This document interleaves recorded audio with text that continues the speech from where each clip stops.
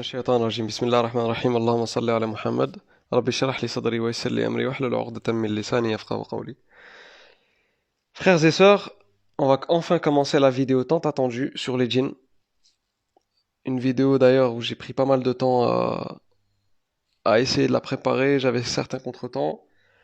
Alhamdulillah, j'ai pu y arriver par la grâce d'Allah. Et on va rentrer dans le vif du sujet.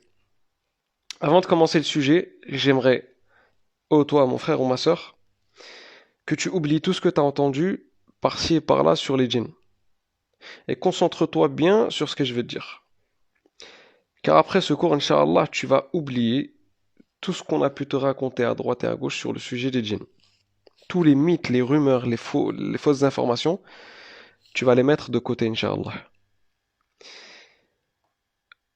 Ensuite, j'aimerais évoquer la liaison entre Surat Nuh et Surat Al-Jinn. Encore, Surat Al-Jinn vient juste après Surat Nuh. Et pour quelle raison? Il faut savoir que dans l'ordre auquel sont constituées les sourates dans le Coran, les unes après les autres, c'est-à-dire Surat Al-Fatiha la première sourate, Al-Baqarah la deuxième, et ainsi de suite, il y a une sagesse. Il y a une sagesse divine dedans. Allah, il n'a pas fait les choses comme ça. Mais pourquoi Surat Al-Jinn, elle vient après Surat Nuh? Il est où le rapport avec Surat Nuh? Il y a pas mal d'explications à ça, mais parmi ces explications, c'est que le peuple de Nuh est plus pervers que les djinns. Car le prophète Nuh, il leur a fait la da'wa matin et soir pendant 950 ans, et ils n'ont pas cru en lui. Ils ont refusé de croire en ce qui a été révélé à Nuh. Alors que les djinns, ils ont entendu une seule fois le Coran, et ils ont cru en lui. Donc, qui sont les djinns? Et d'où viennent-ils? C'est ce que nous allons voir, Inch'Allah, dans cette vidéo. Et on va parler de différentes sphères en ce qui concerne ce monde parallèle. Mais vraiment en résumé, parce que le sujet il est très très très très long, les frères et sœurs. Je ferai, Inch'Allah, des vidéos suivantes sur les djinns et les shayatines, et je rentrerai dans d'autres détails et dans d'autres aspects qui les lient au monde humain. Ça, c'est vraiment une vidéo qu'il faut prendre dans le sens introductif. Parce que c'est vraiment vraiment court. Même dans la préparation de la vidéo, j'ai vraiment supprimé pas mal de choses pour vraiment que vous ne vous lassez pas de l'écouter et pour parler vraiment des choses les plus importantes. Donc il y a beaucoup de choses que j'ai mis de côté pour faire court et pour pas rendre l'écoute ennuyeuse. Donc les djinns ont été créés avant les humains. D'accord? Et ils ont été créés d'un mélange de feu et de fumée. Donc, c'est quoi marij? Marijim min nar. Marij, il y a beaucoup de gens qui pensent que les djinns viennent du feu en lui-même. C'est-à-dire qu'ils ont été créés de la flamme du feu en lui-même. Et c'est faux, ça, c'est pas vrai. Et je vous l'expliquerai, Inch'Allah, par la suite, pourquoi. Avec des preuves du Coran à la pluie, et je vais vous expliquer exactement comment ont été créés les djinns. D'accord? Donc, les djinns ont été créés d'un mélange, d'accord?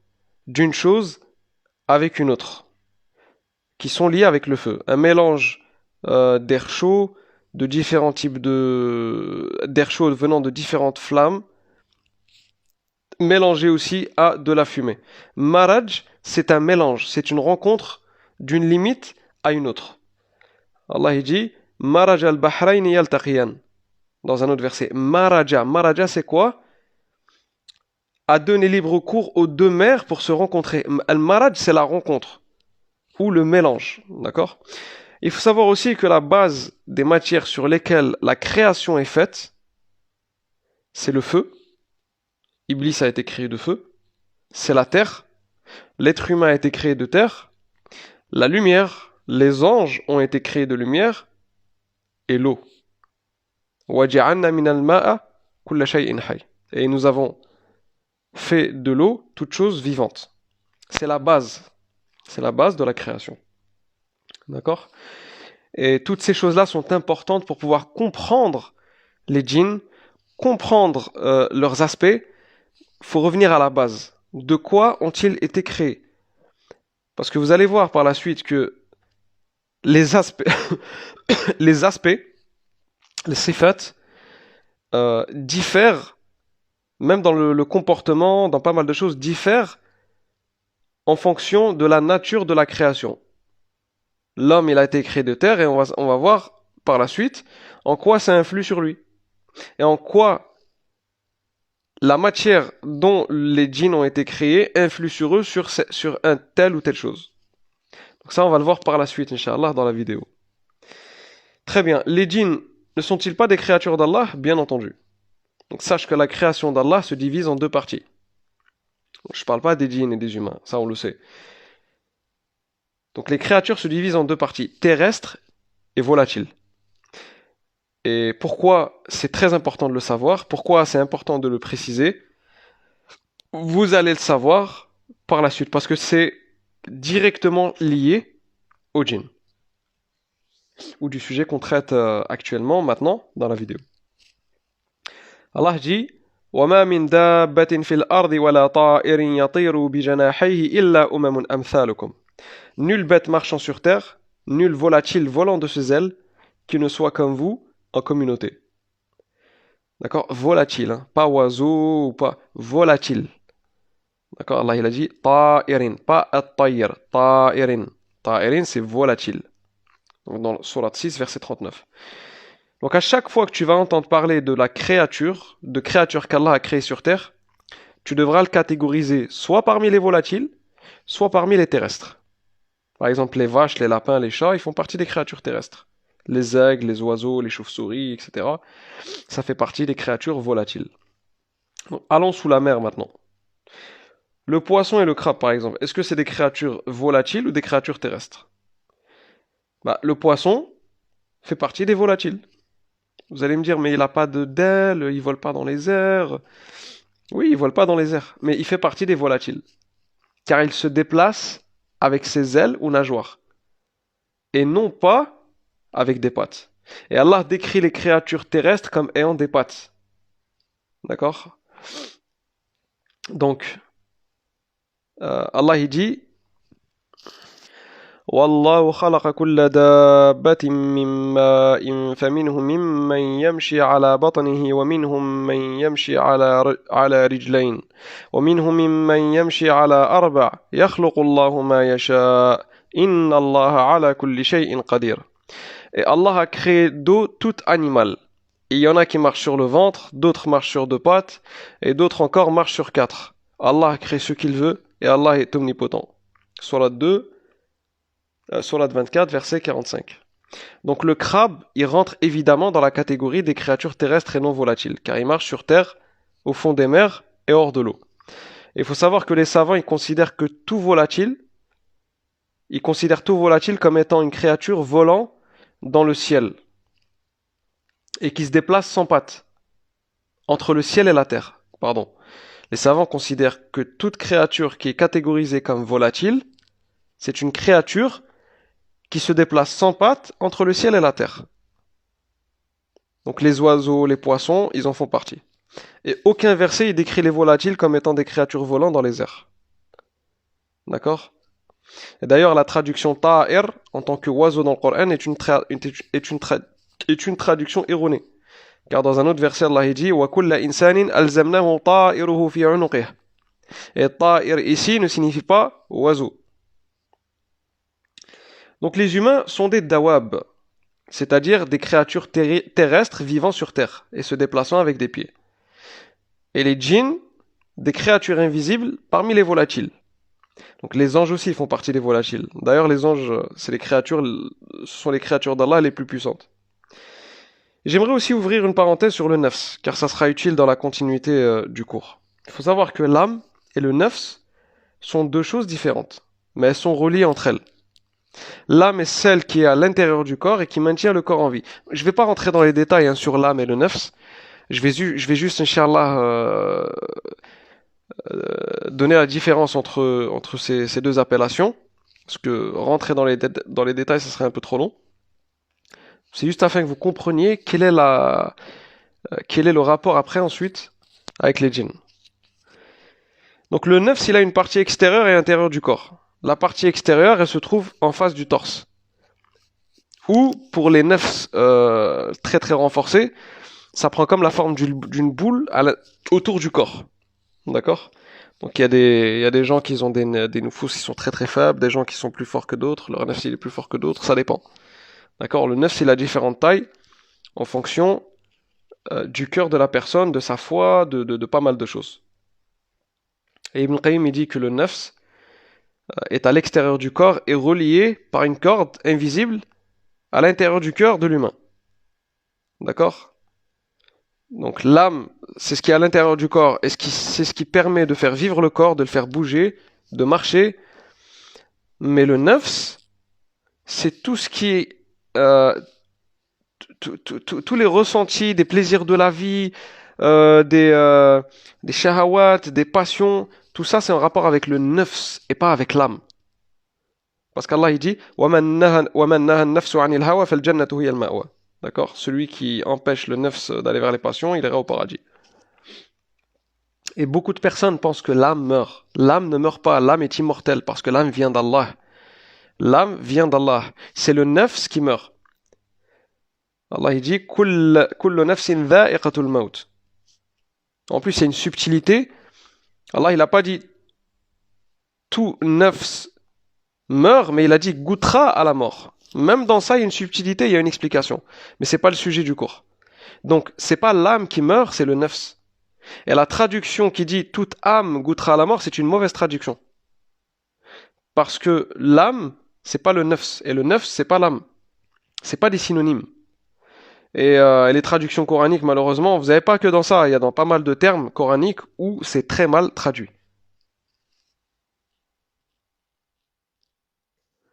Donc le nafs de l'humain, c'est comme une méduse placée en face du torse. C'est comme une méduse qui est placée en face du torse. Et dans un hadith sahih rapporté par Muslim, le prophète sallallahu alayhi wa sallam utilise le terme qanadil en parlant de l'âme du croyant, qui est ici le nafs. Et je vous expliquerai, Inch'Allah, pourquoi dans certains hadiths, le nafs, c'est... pourquoi quand le prophète utilise le terme nafs, il parle de l'âme, et pourquoi parfois quand il utilise le terme âme, il parle du nafs. Tout ça aussi, c'est... il y a des controverses, il y a des versions, et on va pas rentrer dans le sujet, on va pas ouvrir cette parenthèse. Donc le prophète dit Laha qanadil mu'allaqa fil arsh, en parlant de l'âme du croyant. Donc qanadil mu'allaqa fil arsh, l'âme du croyant, c'est comme des méduses accrochées au arsh.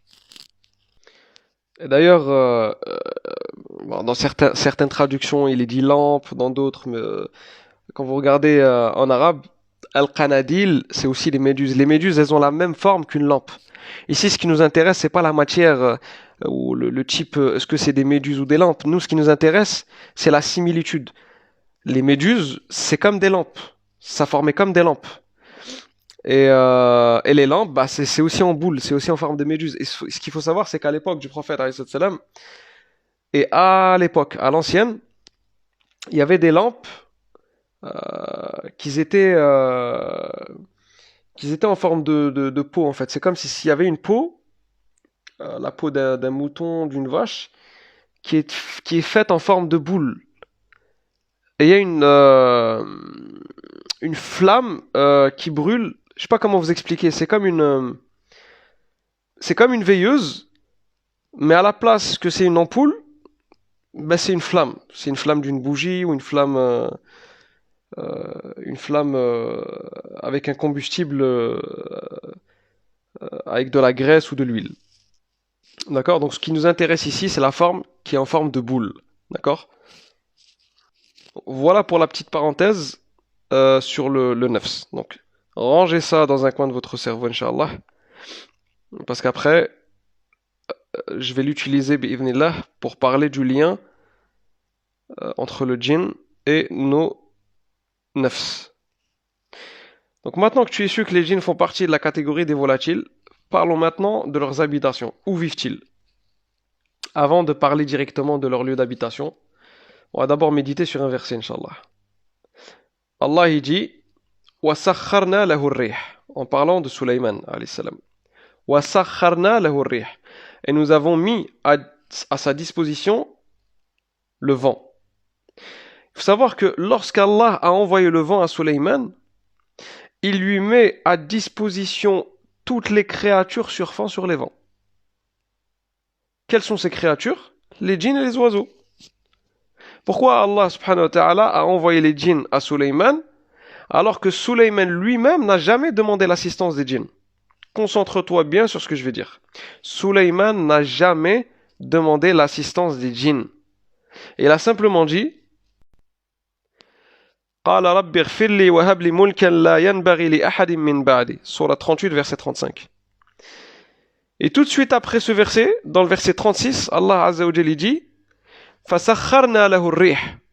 Donc l'invocation de Sulaiman, il dit oh Allah, pardonne-moi et donne-moi une royauté que tu ne donneras à personne après moi.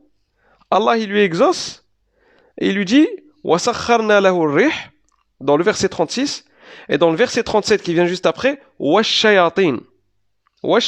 Et Allah met à disposition à Sulaiman le vent et les shayatin. Ce qui veut dire que le fait qu'Allah mette à disposition le vent à Sulaiman, il lui met aussi à disposition les créatures vivant ou se déplaçant à l'aide du vent. Et qui sont-elles? Les volatiles que l'on voit qui sont les oiseaux, tout simplement, et ceux que l'on voit pas qui sont les djinns. Deux créatures se déplaçant à l'aide des vents, les djinns et les oiseaux. Allah dit وَحُشِرَ لِسُلَيْمَانَ جُنُودُهُ مِنَ الْجِنِّ وَالْإِنسَ وَالطَّيْرِ. Et furent rassemblés pour Salomon ses armées de djinns, d'hommes et d'oiseaux. Et ils furent placés en rang. Donc les djinns se déplacent essentiellement à l'aide des vents. Vous voyez dans le verset. Quand Allah Azza wa Jalla met à disposition le vent à Sulaiman, il lui met à disposition les créatures se déplaçant à l'aide du vent. Donc les djinns se déplacent essentiellement à l'aide des vents. Et ils sont très très légers dans leur constitution naturelle. Et leurs habitats ils peuvent être variés, la mer, la terre, les maisons, les montagnes, les forêts, le désert. C'est comme les oiseaux, ils peuvent se déplacer sur terre, flotter sur l'eau, vivre dans les arbres, etc., etc. Mais ils se déplacent à l'aide des vents. Et vous savez que lorsque certains scientifiques ils ont grossi au microscope l'eau de la mer, ils ont trouvé des petites créatures invisibles à l'œil nu et transparentes, ressemblant à des poissons. C'est pareil pour le vent. Dans le vent vivent à travers le vent des créatures invisibles que l'on ne voit pas à l'œil nu, et parmi ces créatures, ton nafs. D'accord? Il y a les djinns et il y a aussi ton nafs. Ton nafs vit à travers le vent, parce que ton nafs n'est pas à l'intérieur de ton corps. Ton nafs est devant toi. Ton nafs t'entoure. Donc si tu restes longtemps sous l'eau, tu te noies et tu meurs. Donc c'est tout à fait normal. Ton nafs fait partie des créatures flottant sur l'air. C'est pareil pour les djinns. Donc très bien, après tout ça, de quoi se nourrissent les djinns? Quelle est la substance principale qui les fait vivre? Selon Ibn Mas'ud radiyallahu anhu, le prophète sallallahu alayhi wa sallam a dit un messager des djinns est venu me voir et je l'ai accompagné. Puis j'ai récité pour eux le Coran. Ensuite il m'a dit suis-moi et ils m'ont montré leurs traces et les traces de leur feu. Puis m'ont demandé de la nourriture. Je leur ai dit tout ce qui est os sur lesquels a été mentionné le nom d'Allah vous appartient. Tout ce qui est crottin ou bouse est une nourriture pour vos animaux. Et le prophète alayhi salam, il ajoute ne faites pas le tayammum avec les os et les crottins. Donc une fois les besoins faits, car ils sont une nourriture pour vos frères parmi les djinns. Donc on va expliquer ce hadith inshallah après. Retenez bien ce hadith là dans un coin de votre tête inshallah. Vous allez le comprendre. Là, le hadith quand il est cité comme ça, vous allez rien comprendre. Vous dites les djinns mangent des os, les djinns mangent donc les djinns se nourrissent des os. Non, vous allez comprendre inshallah de quoi se nourrissent les djinns. Donc il faut savoir qu'Allah dans le Coran, il décrit les bestiaux et les humains comme étant des créatures qui mangent et boivent de la même façon due à la physionomie de leur corps. D'accord? Les bestiaux et les humains, ils mangent de la même manière due à la nature de la création, de leur création, et à la constitution de leur corps. Ce qui fait que l'humain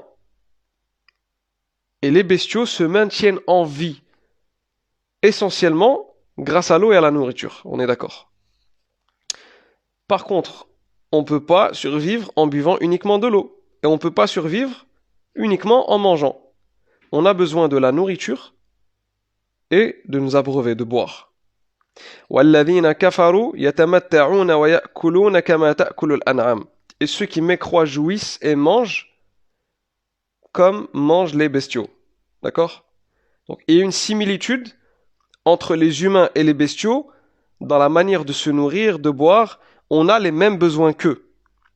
Ils ont besoin de boire et de manger. Nous, on a besoin de boire et de manger. Donc, on a un point commun avec les bestiaux dans, dans la survie. D'accord? Je ne parle pas du comportement, etc. Attention. Je parle dans la survie.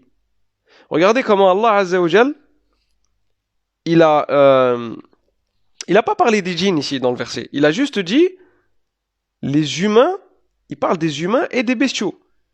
Ce qui voudrait dire que les djinns n'ont pas la même manière de se nourrir, ni de s'abreuver, et ils n'ont pas la même manière dans ce qui concerne la survie. Et vous allez le voir par la suite, avec d'autres versets.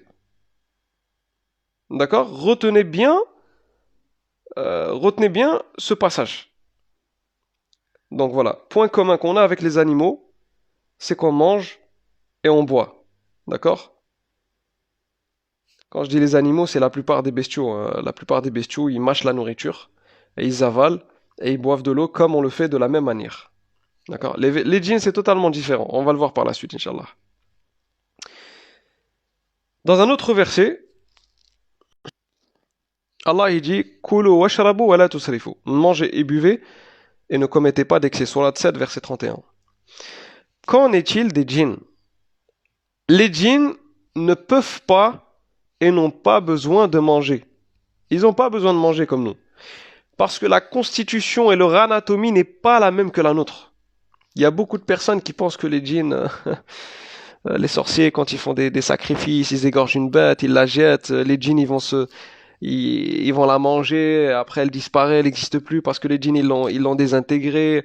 Tous ces mythes-là, oubliez-les, oubliez. Ou que les djinns, ils mangent...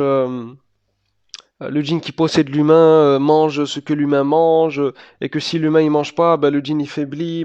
Tout ça, vous l'oubliez. Oubliez tout ce qu'on a pu vous raconter. Sachez, mes frères et sœurs, que la principale substance et source de nourriture et de survie qui maintient les djinns en vie, bah c'est l'eau. C'est l'eau. Mais laquelle? Allah il dit dans le Coran وَجَعَلْنَا مِنَ الْمَاءِ كُلَّ شَيْءٍ حَيٍّ. Et nous avons fait de l'eau toute chose vivante. Donc, on est d'accord que les anges sont vivants aussi grâce à l'eau, les humains, les bestiaux, les insectes, les djinns, toute créature vivante, toute chose sur terre, les plantes, les arbres, les montagnes, tous ont besoin d'eau pour survivre. D'accord? C'est dans l'absolu et c'est général. Et nous avons fait de l'eau toute chose vivante. Mais cette eau, est-ce qu'elle est constituée de la même manière que la nôtre? Est-ce qu'ils s'abreuvent de la même manière que la nôtre, les djinns? Avant de t'expliquer ça, tu dois comprendre un détail dans l'anatomie physique du djinn. Et c'est un détail très important. Tu peux peut-être te dire comment les djinns qui ont été créés de feu peuvent avoir comme principale source de nourriture et de survie l'eau. Comment c'est possible? Ils ont été créés de feu, logiquement, l'eau, elle éteint le feu. Ah, tu dois d'abord comprendre, mon frère et ma sœur, que les djinns, ils n'ont pas été créés de la partie la plus ardente et la plus brûlante du feu. Et la plus haute température. Non. Ils ont été créés de la partie la moins chaude du feu. La moins brûlante. C'est-à-dire la rencontre entre le feu et la fumée. Vous voyez la limite? Parce que la fumée, elle sort pas directement des flammes. La fumée, elle sort du vent chaud. Elle vient juste après le vent chaud qui vient juste après la flamme. Ben, les djinns, ils ont été créés dans ça. Allah, il dit وَخَلَقَ الْجَنَّ مِنْ مَارِجٍ مِنْ نَارٍ. Dans la traduction de ce verset, il est dit et il créa les djinns d'un feu sans fumée. Marij veut dire la rencontre d'une chose avec une autre, comme dans le verset Maraj al-bahra yaltaqiyan, a donné libre cours aux deux mers pour se rencontrer. Ibn Abbas, il dit d'ailleurs sur ce verset que Marijin min nar veut dire la hauteur de la flamme qui se mélange à elle-même lorsqu'elle devient verte, rouge ou bleue. C'est la hauteur. C'est la partie la moins brûlante. Et la hauteur d'une flamme est la partie la moins chaude du feu.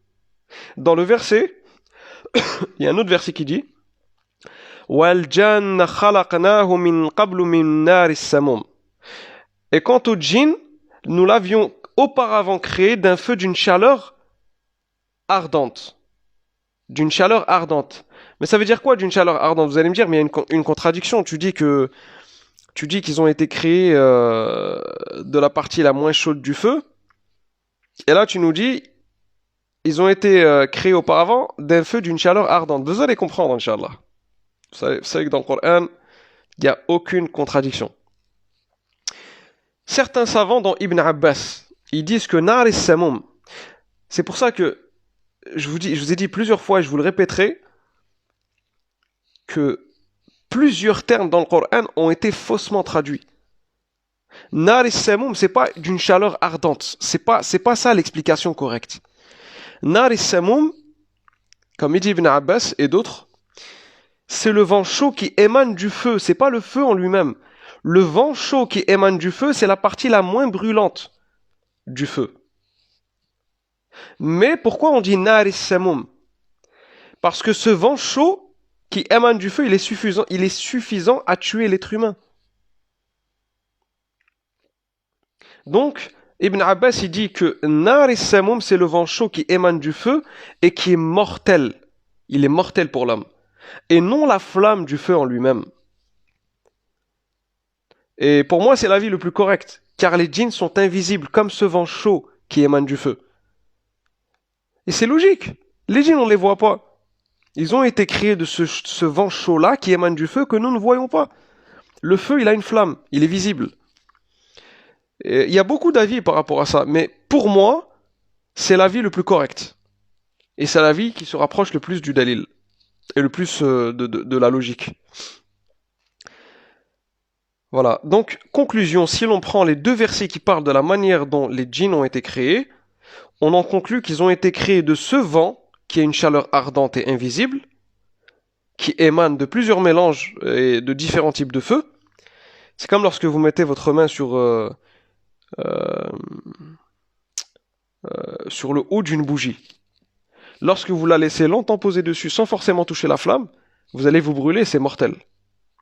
Donc le djinn ne vient pas de la flamme du feu en lui-même, mais de l'extrémité de la flamme, qui est la limite de la rencontre. Marijin, comme dans le verset, avec d'autres matériaux qui est le vent et la fumée. Donc c'est le degré le moins brûlant du feu, mais suffisant à être mortel pour l'homme. Donc comme précise le verset, Nar es-Samoum. Et d'ailleurs, Samoum, ça veut dire quoi? Samoum, ça veut pas dire une haute chaleur ou une haute température. Samoum en arabe, c'est la mort.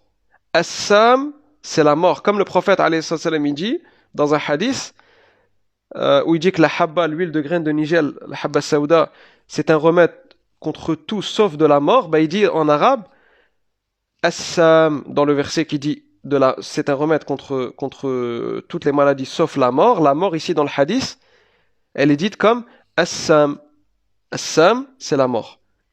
Donc la mort, elle a différentes appellations en arabe. Elle a al-maut, al-manaya, as-sam. Il y a énormément de termes pour désigner la mort en arabe. D'accord? Et dont as-sam.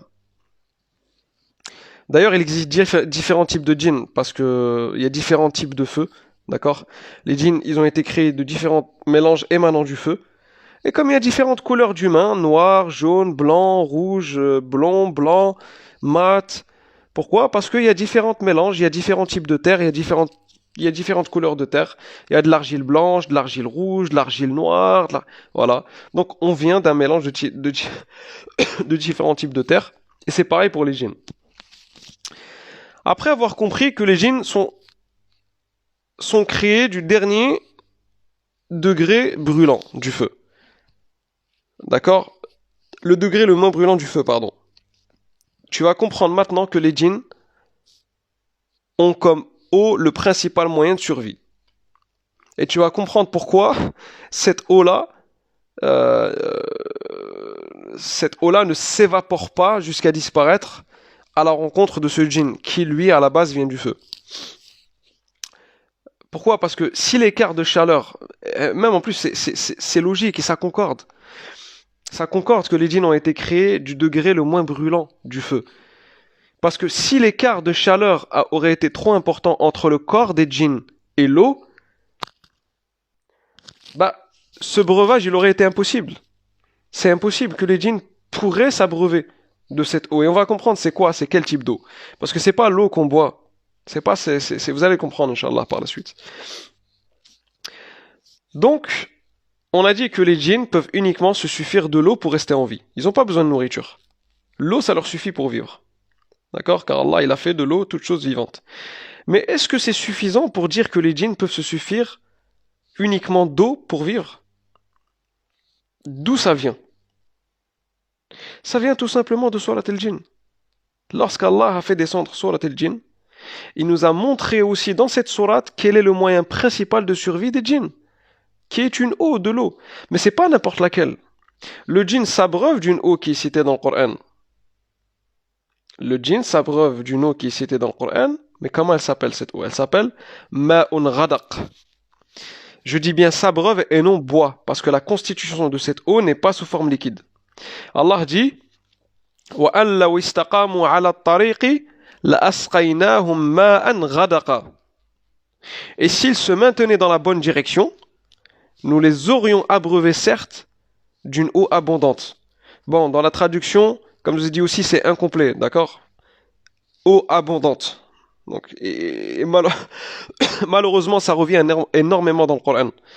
C'est vraiment des traductions qui sont vraiment basiques, incomplètes, et ça peut induire beaucoup de personnes en erreur, et ça peut fausser l'interprétation d'un verset.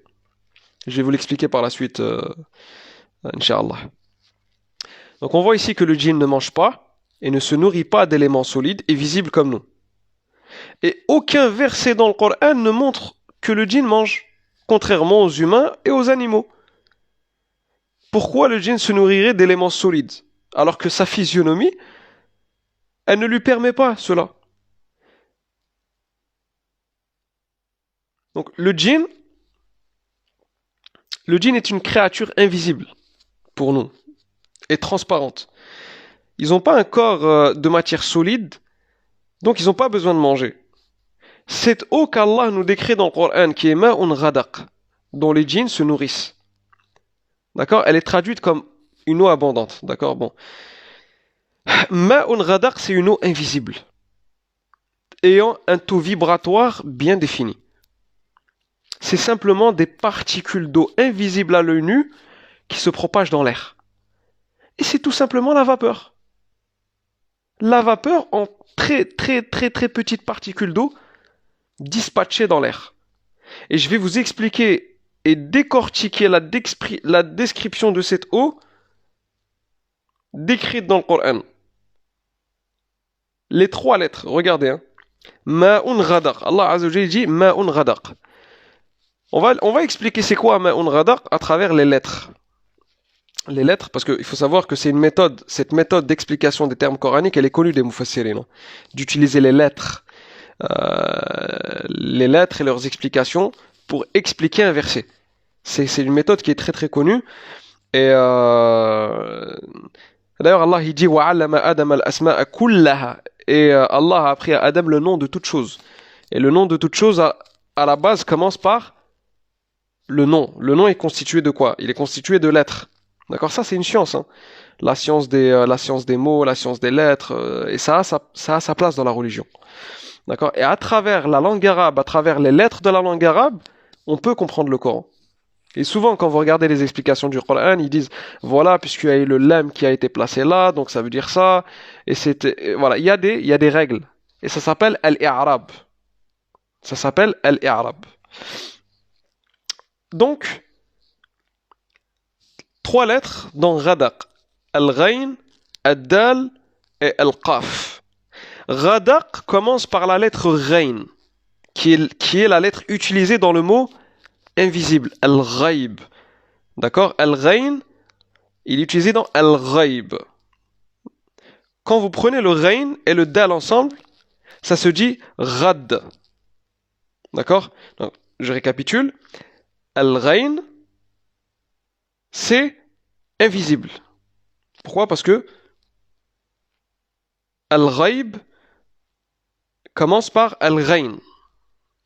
C'est comme, je vous donne un exemple pour que vous compreniez mieux. Par exemple, dans Allah Azza wa Jalla, quand il dit Qaf, Qaf, Surat Qaf.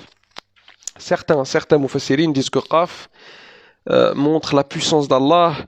Pourquoi? Parce qu'Allah dit Al-Qahhar, Qahiru ibadih. Bref, il donne tous les mots qui montrent la puissance et la force d'Allah et qui commencent par Qaf. D'accord? Et c'est une règle qui peut s'appliquer pour d'autres choses, qui est Al-Ghayn, qui est en l'occurrence ici Al-Ghaib. Donc, Ghaib c'est invisible. Donc là, on part sur une eau qui est invisible. D'accord? Vous prenez le Ghayn et le Dal, c'est Rad. Et de Rad, nous avons Radan, qui veut dire demain. Et dans l'étymologie du mot Radan, eh ben, l'étymologie, excusez-moi, l'étymologie du mot Radan vient de se dissiper, partir. D'où le fait que le soleil se dissipe, l'obscurité. Par exemple, demain, c'est-à-dire lors de la prochaine disparition de la nuit par le soleil. Quand vous regardez le dictionnaire arabe Al-Ma'ani, vous pouvez conjuguer le mot rad de différentes manières. Ardu anni. Ardu anni, ça veut dire quoi? Disparaît, part, hors de ma vue. Vous voyez? Donc cette eau, elle est invisible. Elle se dissipe, comme le montre la première lettre de Radaq, mais elle se dissipe et disparaît comme le montre la première lettre et la deuxième ensemble, qui est Rad. D'accord? Radan, ça a une étymologie, ça a une explication. Donc là, on n'est que dans l'invisible. Et cette eau-là, elle se dissipe et elle disparaît comme le montre la première lettre et la deuxième ensemble, et elle devient vapeur grâce à la chaleur. Comme la nuit qui se dissipe par le soleil, qui est un composant chaud. Et passons maintenant aux 2 dernières lettres du mot daq. Dans la langue arabe, daq, ça a beaucoup de sens. Regardez, là on est juste en train d'expliquer le terme radaq. D'accord? On est en train de le décortiquer. Dans la langue arabe, daq, il a beaucoup de sens. Et on va s'intéresser, Inch'Allah, au sens qui nous intéresse. Dans le grand dictionnaire arabe, daq veut dire 2 choses, et leur contraire. La première, faire disparaître une chose. La fractionner en petites particules. On appelle aussi d'ailleurs dans la langue arabe la farine ad-daqiq. On appelle la farine ad-daqiq. Pourquoi? Parce qu'elle est écrasée en petits grains très très fins. Le deuxième sens de daq, c'est faire apparaître une chose, éclaircir une chose. At-tadqiq. Daqqaqa ala shay'. C'est-à-dire, j'ai éclairci une chose, j'ai fait apparaître une chose. Apparition, disparition. Vous voyez? Apparition, disparition. L'eau, elle apparaît, elle disparaît. Elle apparaît en passant d'un état de vapeur à liquide, elle disparaît en se fractionnant en petites particules invisibles à l'œil nu, en passant d'un état liquide à vapeur. D'ailleurs, dans le tafsir de Al-Qurtubi, sur le verset, parce que là, vous pouvez vous dire, oui, mais ce frère-là, mais pourquoi il fait ses propres interprétations? Et non, le Coran, il faut le méditer. La parole d'Allah, il faut la méditer. Allah il dit Afala yatadabbarun al-Qur'an. Le Coran, on le médite. qu'il y a une partie explication et une partie méditation. Quand on médite la parole d'Allah, on trouve des secrets, des trésors que personne peut découvrir. Ou peut-être qu'une personne découvre des choses qu'une autre personne ne peut pas découvrir et vice-versa. D'accord? Le Coran, il faut le méditer. Parce que l'explication du Coran, entière et dans sa totalité, il n'y a personne qui l'a. Même les exégèses, même les mufassirin, ni vous, ni moi, ni personne. Le Coran, son explication, elle est sans limite. Elle est illimitée. Bref. Donc, dans Tafsir al-Qurtubi, il y a quelque chose qui appuie ce que je vais vous dire. Sur le verset « Wal-layli idha ghasaq », on trouve parmi plusieurs explications du mot « ghasaq », que l'étymologie du mot rasaq, regardez, hein, radaq, rasaq. Radaq, rasaq. Regardez comment ça se rapproche. La seule chose qui les différencie, c'est le sin et le dal. Rasaq et radaq. Vous allez comprendre pourquoi. Dans l'étymologie du mot rasaq, c'est l'écoulement. D'où vient rasaq? Rasaq, dans le tafsir de Al-Qurtubi, c'est l'écoulement d'un liquide. Car la lettre sin dans ce terme coranique en change la définition, qui est le caractère liquide d'une matière. Donc, rasaq est le contraire de radaq. Tout simplement. Rasaq est le contraire de radaq. Rasaq, qui est une matière liquide, et radaq, qui est une matière invisible. Et en l'occurrence ici, qu'est-ce qui est invisible? C'est l'eau, parce qu'Allah il a dit ma'un radaq. Donc c'est de la vapeur, c'est de l'eau sous forme de vapeur. Donc ma'un radaq, c'est l'eau invisible sous forme de vapeur et en grande quantité. On a dit que la principale source de survie pour les djinns, c'est l'eau principalement sans nourriture. Cependant, est-ce qu'ils peuvent se nourrir d'autres éléments en dehors de l'eau? On a un hadith qui nous dit que les djinns se nourrissent de, comme je vous ai dit le hadith tout à l'heure concernant les eaux, etc., etc. Par contre, dans le Coran, la seule chose qu'on a, c'est, concernant la nourriture des djinns, la asqaynahum ma'an ghadaqa. Allah, il nous a juste dit ma'un ghadaq. Il n'a pas dit, de l'os, etc., etc., comme dans le hadith. Mais je vais vous expliquer, Inch'Allah. Vous allez comprendre. Et il n'y a pas de contradiction entre le hadith et le fait que les djinns s'abreuvent de l'eau sous forme de vapeur, en faibles petites particules, dispatchées dans l'air. Donc, est-ce que les djinns peuvent se nourrir d'autres éléments en dehors de l'eau? Bien sûr que oui. Les djinns peuvent se nourrir aussi à travers certaines odeurs d'encens. C'est pour ça que certains djinns exigent à certains sorciers avec qui ils travaillent d'allumer certains types d'encens afin qu'ils s'en nourrissent par la senteur. Certains types d'encens sont spécifiques à certains types de djinns. Et la physionomie des djinns, qui est semblable à l'air, leur permet de se nourrir de tout matériau flottant dans l'air, tels que les vapeurs, certaines odeurs, les fumées, certains encens, etc., etc. Dans le livre de l'imam Suyuti, intitulé Laqt al-Marjan fi Ahkam al-Jan, il dit, le juge Abu Ya'la a dit, les djinns mangent et boivent et s'accouplent comme les humains. Ça, c'est l'avis de certains. D'accord? Bon, après, dans ça, il y a une explication. C'est pas comme les humains dans le sens où il y a une copulation, un contact direct entre les membres des sexes opposés. Non, c'est pas du tout de la même manière que les djinns s'accouplent. Ils s'accouplent comme les humains dans le sens où ils ont des progénitures comme les humains. Mais s'accoupler, est-ce qu'ils s'accouplent de la même manière? Est-ce qu'ils ont des rapports de la même manière que les humains? Pas du tout. Pas du tout.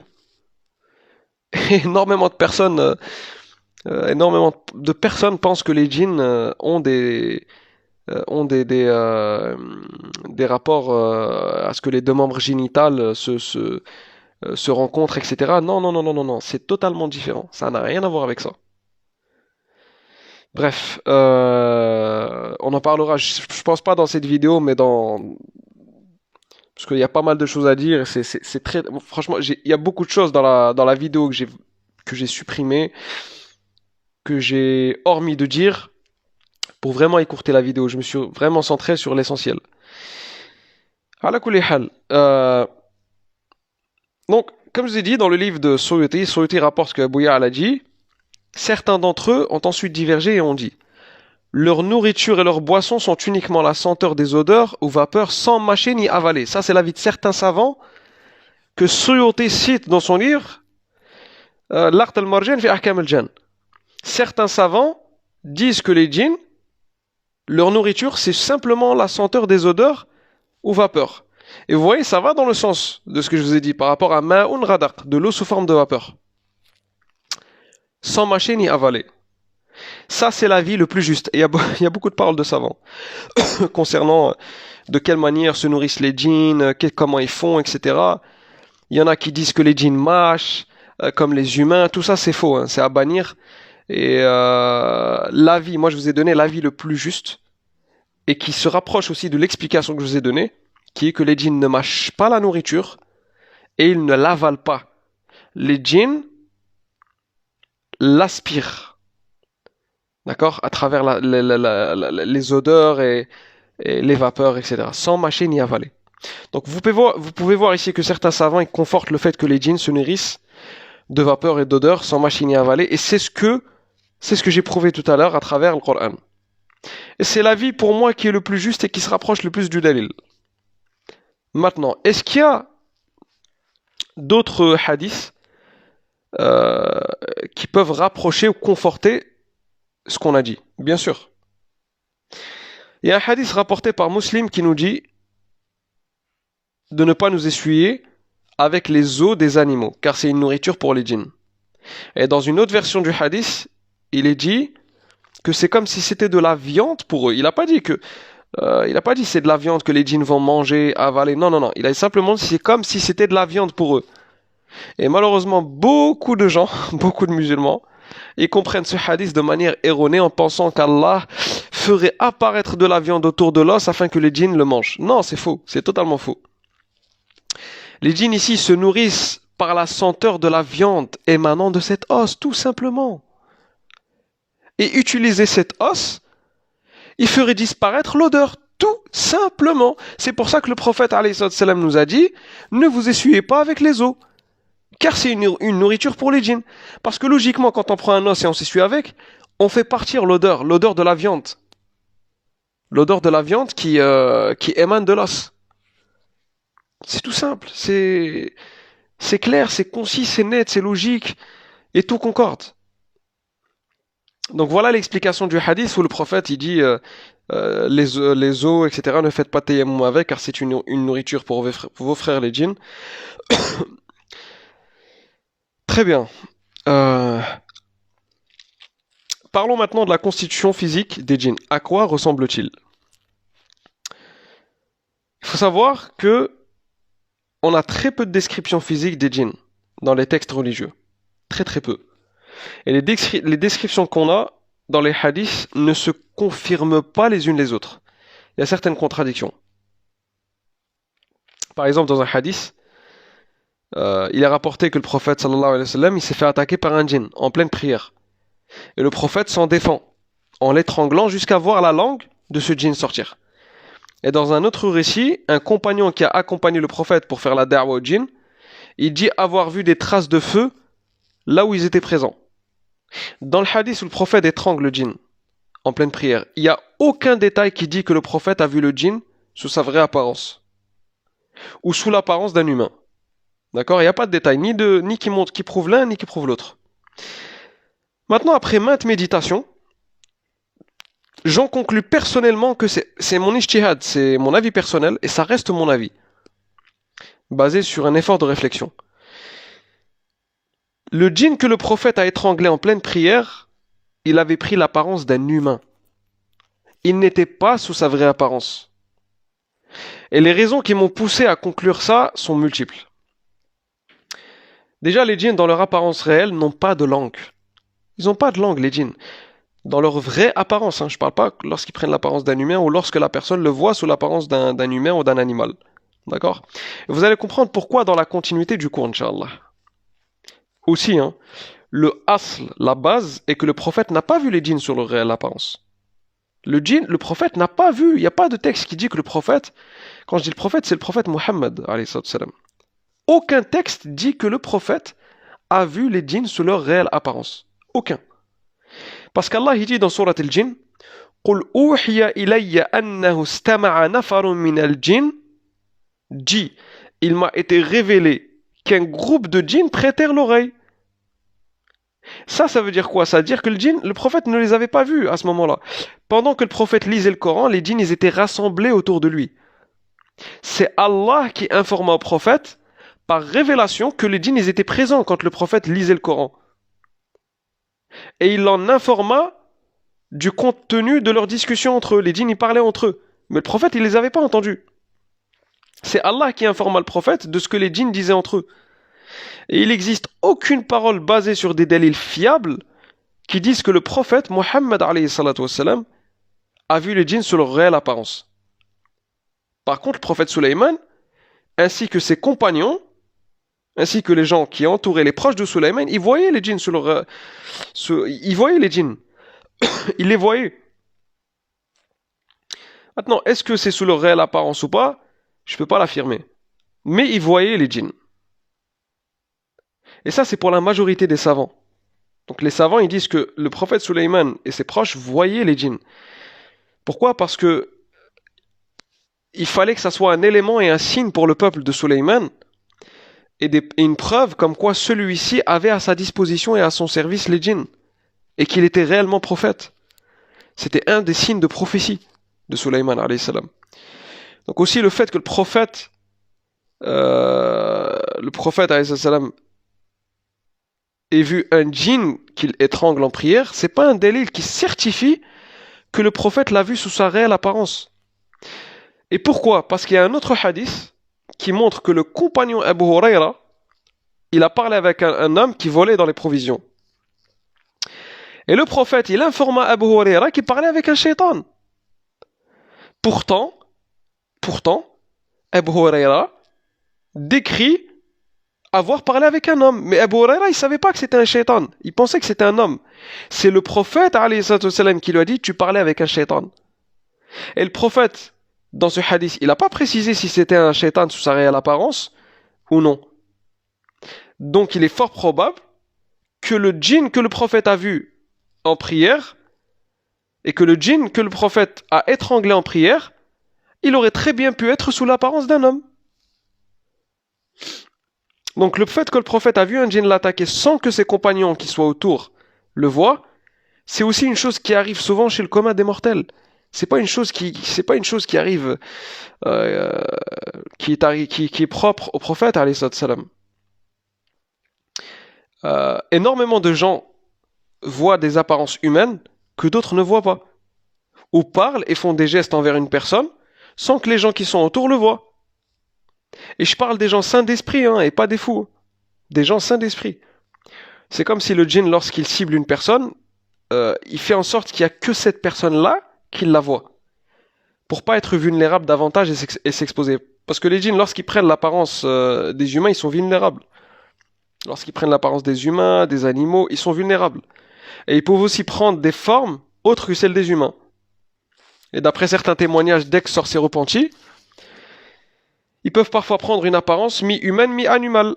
D'ailleurs, certains films de fiction sont tirés des faits réels, tels que les centaures, là, les mi-humains, mi-cheval, dans les films de fiction. En plus, les djinns, dans leur constitution physique et organique, comme je t'ai expliqué tout à l'heure, ils n'ont pas besoin d'une langue comme organe. Mais la différence aussi entre les anges et les djinns, c'est que les djinns apparaissent en prenant des formes humaines ou animales qu'aux yeux de la personne ciblée. Mais les anges, eux, qui sont des créatures plus puissantes que les humains et les djinns, ne craignent aucunement cette vulnérabilité. Ils apparaissent sous forme humaine aux yeux de tout le monde. Et pas uniquement à la personne avec qui elle parle. Parce que les compagnons, ils ont vu à plusieurs reprises l'ange Jibril sous la forme d'un homme lorsqu'il visitait le prophète. Et d'ailleurs, dans le Coran, l'ange Jibril a pris l'apparence d'un homme devant Maryam alayhi salam. Il a pris l'apparence d'un homme. فَتَمَثَّلَ لَهَا بَشَرًا سَوِيًّا. Le peuple de l'hôte, il a vu les anges sous forme humaine alors qu'ils étaient chez l'hôte. Ils l'ont vu sous forme humaine. Donc on remarque cette différence entre les djinns et les anges. C'est que les djinns, ils craignent d'apparaître sous forme humaine aux yeux de tous. Mais les anges, ils n'ont pas cette crainte parce qu'ils sont plus puissants. Donc, quelle est la réelle description physique des djinns? À quoi ressemblent les djinns? La taille des djinns n'est pas énorme. Leur taille, elle est vraiment pas énorme. Pour la masse des djinns, leur largeur et leur longueur se rapprochent en général de la taille des chiens et des chats. Vous allez me dire, oh, comment c'est possible? D'où tu ramènes ça? Bah écoutez bien, ouvrez grand vos oreilles. Euh, pour les plus puissants d'entre les djinns, leur taille, elle peut se rapprocher de la taille des humains. Elle peut se rapprocher de la taille des humains. Et c'est comme nous les humains, on a un physique d'une taille moyenne, mais pour les forts, les plus forts et les plus sportifs d'entre nous, le physique est volumineux et sort de la taille moyenne. D'accord? Vous avez des gens, ils sont super musclés, vous avez des gens, ils sont moins musclés, d'autres, ils sont très grande taille. Voilà. Mais la taille moyenne, elle est connue chez l'humain. D'accord? Mais il y a des gens qui sont hors normes de par leur force et leur puissance. C'est pareil chez les djinns. Donc, t'es en train de te dire, mais d'où il parle du Rib? Mais il dit des choses sur les djinns. T'inquiète pas. Tu vas comprendre et sache que celui qui médite sur le Coran et les paroles du prophète, il peut percer certains secrets. Et ça, c'est des ijtihad basés sur des choses. C'est un effort de réflexion qui n'engage que moi. Et le but de connaître la nature de la création des djinns et du monde invisible, c'est surtout de glorifier la puissance d'Allah. D'accord? Donc je te disais que le djinn en général, sa taille ressemble à la taille d'un chien. Même ton nefs qui ressemble à la taille d'une méduse, comme a dit le prophète alayhi salam, et comme je t'ai expliqué tout à l'heure, il, il peut prendre plusieurs centimètres jusqu'à voir plusieurs mètres de circonférence. Il y a différentes tailles chez les méduses. Et d'ailleurs, les méthodes, les méduses euh, peuvent grossir et se rétracter et diminuer en volume. C'est comme une boule qui grossit et qui rétrécit. D'accord? Le nefs aussi. Le nefs aussi s'élargit et se solidifie. Et il s'élargit et se solidifie en fonction des montées et des baisses de foi. D'accord? Quand la foi est faible, ben, le nefs devient plus fragile. Et du coup, il est plus vulnérable aux attaques. C'est comme si le bouclier est faible et quand il y a du sihr, du ayn, du hasad, ben, la personne est vulnérable. Donc comment mesurer la taille des djinns? Comment en arriver à cette conclusion? C'est très simple. Lorsque le prophète a parlé des différents types de djinns, il a parlé aussi d'un type de djinns qui peuvent se transformer en chien et en serpent. Il n'a pas dit en lion, il n'a pas dit en éléphant, en hippopotame, en rhinocéros. Non, il a dit chien, serpent. C'est des tailles qui sont limitées. D'accord? Il n'a pas dit, il n'a pas donné, il n'a pas fait référence aux animaux qui sont très volumineux. C'est que leur taille, la taille des djinns, elle est limitée. Et les djinns qui ont cette taille, c'est les djinns les plus faibles. Par contre, tous les djinns qui prennent l'apparence humaine, ils sont puissants. D'ailleurs, dans le hadith, le prophète dit que le djinn l'a étranglé pendant sa prière, jusqu'à que sa langue sorte. Il le décrit comme étant un ifrit, un djinn puissant. Quoi qu'il en soit, le point essentiel à retenir, c'est que les djinns sont largement plus petits de taille que les humains, en général. D'accord? Et d'ailleurs, notre nefs, ce qu'on appelle aussi aura, il peut pas être plus petit qu'un djinn. Cette boule qui entoure le corps et qui est reliée à notre cœur par une corde invisible, elle peut pas être plus petite que le djinn. Car sinon, le djinn, il n'aurait pas pu y pénétrer pour ensuite pénétrer le corps humain. Le djinn, il rentre pas dans le corps humain qu'après s'être introduit à l'intérieur de son nefs. Cette boule-là, cette brèche.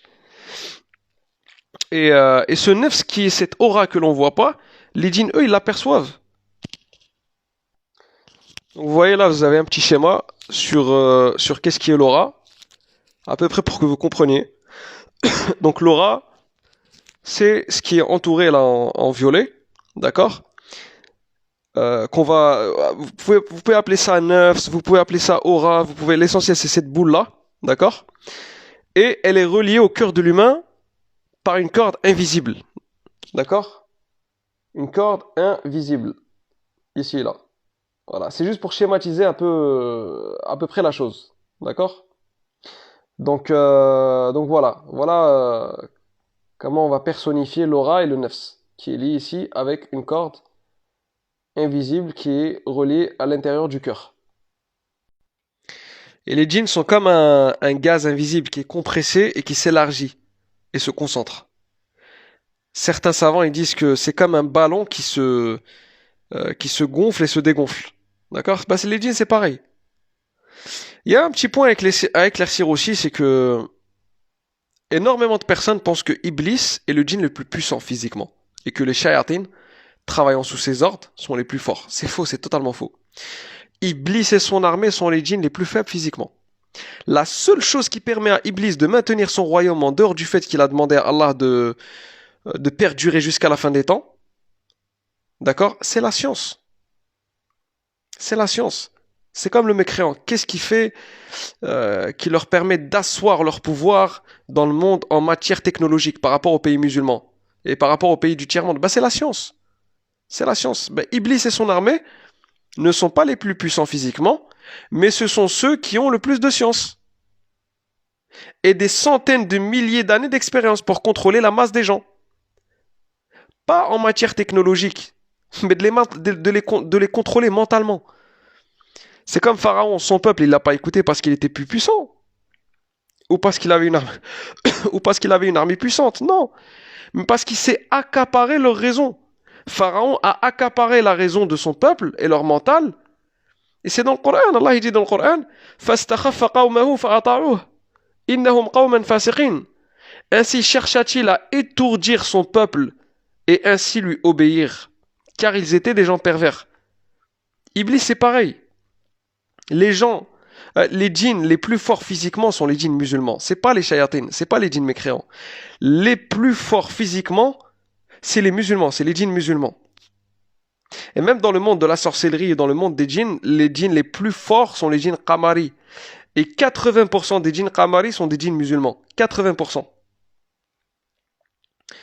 Ça aussi, c'est comment je sais d'où ça vient et tout. Ça, c'est un autre, c'est un autre sujet. D'ailleurs, j'en parlerai dans d'autres vidéos. J'en parlerai dans, voilà. Donc, cette vidéo-là, c'est vraiment pour,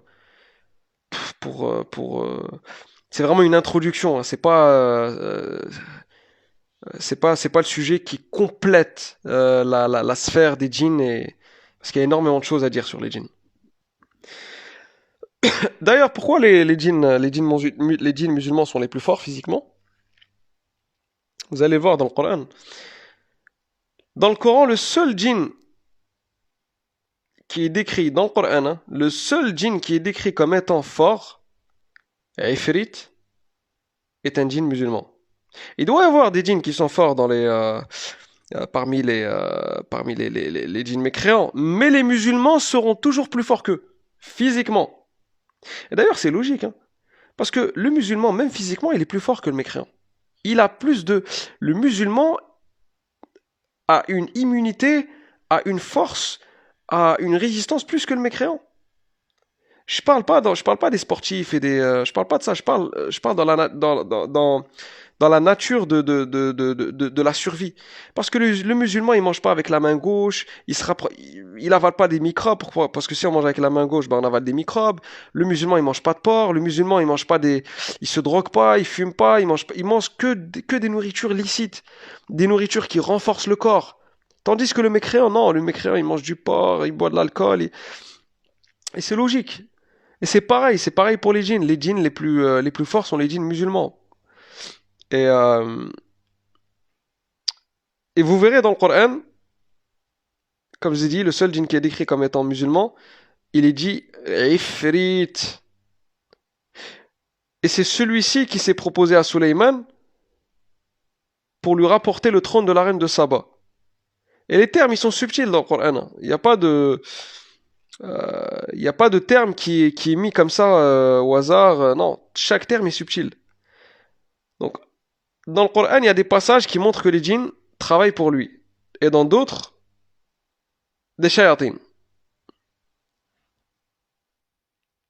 Donc, concentrez-vous bien. Dans certains passages du Coran, Allah montre que les shayatin travaillent pour Sulayman. Et dans d'autres passages, c'est pas le terme shayatin, c'est le terme djinn. En sachant que shaytan et djinn, c'est les mêmes créatures, hein, sauf que shaytan, c'est les plus rebelles et les plus désobéissants. D'accord? Djinn, ils peuvent être non musulmans, mécréants, bouddhistes, juifs, chrétiens, voilà. Donc les shayatin sont exclusivement rebelles à Allah, d'une mécréance absolue. Donc la deuxième preuve qui montre que le djinn, qui est dit Ifrit, qui a voulu rapporter le trône de Saba est musulman, et qui est décrit comme étant quelqu'un de fort, il est décrit comme étant quelqu'un de fort et de confiance. قال عفريت من الجن أنا آتيك به قبل أن تقوم من مقامك إني عليه لقوي أمين. Un djinn redoutable dit, je te l'apporterai avant que tu ne te lèves de ta place. Pour cela, je suis fort et digne de confiance. Surat 27, verset 39. Et il est impossible qu'un diable soit digne de confiance. Et il est impossible qu'un shaitan puisse proposer son service à Sulayman. Parce que les shayatines, à l'époque de Sulayman, chaque fois qu'ils essayaient de fuir le sultanat de Sulayman, bah Allah Azza wa Jalla, il les châtiait. Et c'est dans le Coran. Les shayatines voulaient fuir le sultanat de Sulayman, mais ils ne pouvaient pas, parce qu'Allah les remettait,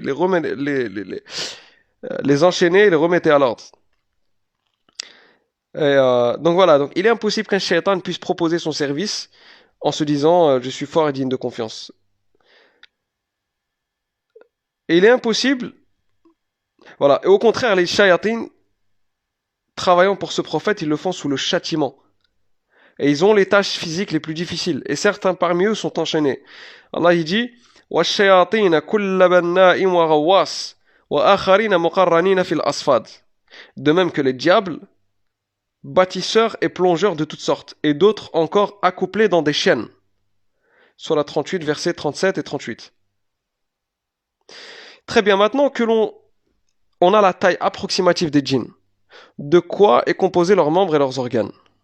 Comme tu le sais, les djinns sont un corps transparent que l'on ne voit pas et qui se balade à travers les airs. Mais ce corps transparent a-t-il des organes? Et sont-ils créés de la même manière que les nôtres? Avant toute chose, tu vas remarquer que toute créature et création se déplaçant à l'aide des vents ou sur l'air à l'avant, ils ont l'avant du corps plus fin que l'arrière du corps. Les oiseaux, les avions, les fusées, ils ont tous l'avant plus fin que l'arrière du corps. C'est pareil pour les djinns. Est-ce que les djinns ont des yeux comme nous? Est-ce qu'ils ont une bouche? Est-ce qu'ils ont des oreilles? Ils en ont, mais c'est pas de la même manière que nous. C'est pas du tout la même chose. Je vais vous l'expliquer, Inch'Allah.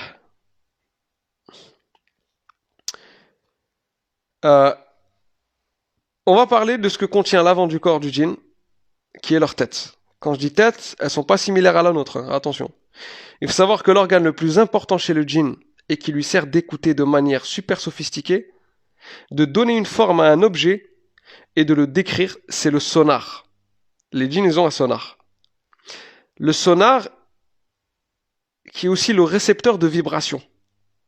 D'accord? De vibrations sonores, de vibrations des taux vibratoires dans les matières, dans la vapeur, voilà. Ils n'ont pas d'oreilles faites avec des tympans qui nous permet d'écouter de manière limitée. Les djinns ont un sonar qui capte les vibrations sonores très développées, comme le sonar d'une chauve-souris, mais décuplé en capacité à capter les sons et les vibrations. Et si leur sonar il aurait pas été développé à ce point, ils n'auraient pas pu écouter ce qui se dit au ciel concernant la révélation, comme le prouve le verset 8 de Surat Safat et le verset 9 de Surat al-Jinn. Donc ils ont un récepteur de son et de vibration. Et ils ont un émetteur. Ils peuvent même imiter les voix et les sons avec cet organe.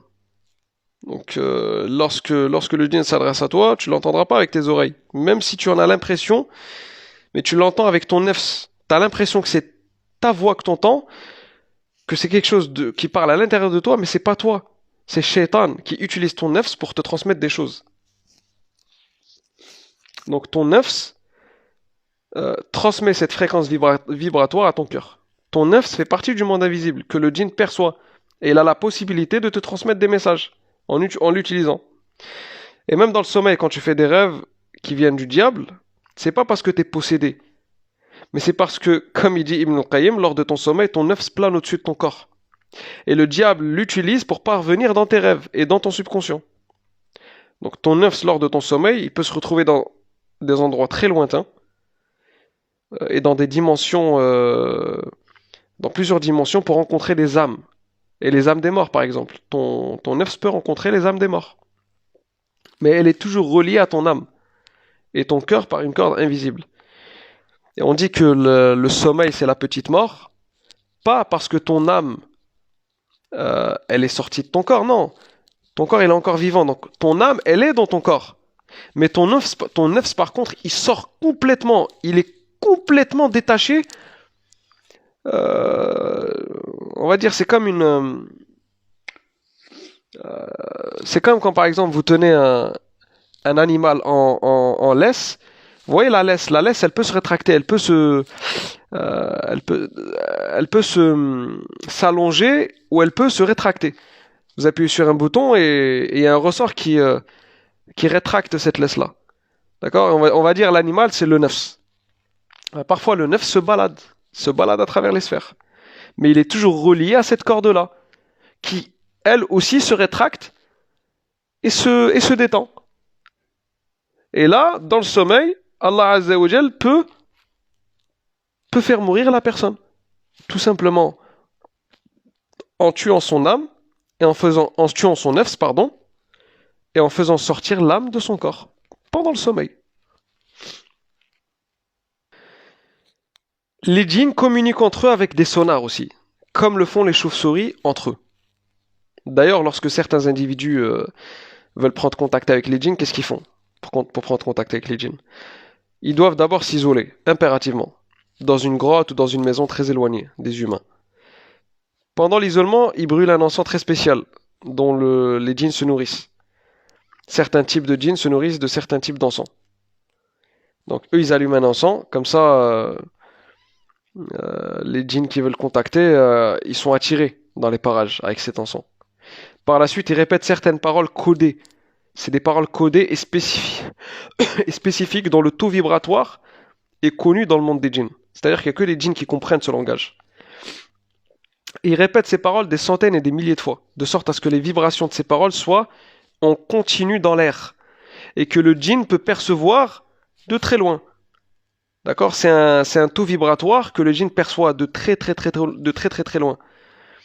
Et il aurait été plus difficile au djinn de percevoir cet appel si ce procédé il aurait été fait en ville, car il y a des millions de fréquences vibratoires émanant des paroles d'humains dans l'air. Et ça complique la tâche pour le djinn, pour trouver vraiment... voilà. Et par la suite, la prise de contact elle se fait par waswas, c'est-à-dire que l'individu ressent des paroles à l'intérieur de son nefs. D'accord? Qui ressemblent à des voix que seul le preneur de contact entend et ressent. Et il répond au djinn avec des paroles. Et ainsi de suite. Et c'est comme ça qu'il parle avec le djinn.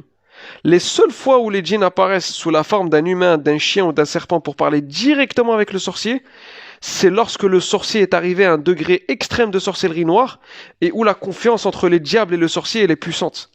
Comme je vous ai dit tout à l'heure, les djinns ils sont vulnérables lorsqu'ils prennent ces apparences-là.